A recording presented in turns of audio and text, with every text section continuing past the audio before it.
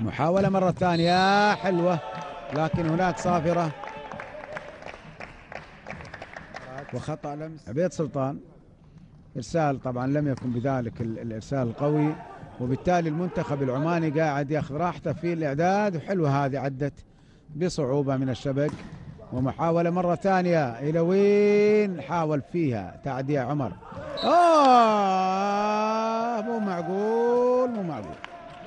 جمال محمد علي، يا إلهي، كانت بين الاثنين أحمد جمعة وجمال. وحلوة الكرة، حلوة حلوة حلوة.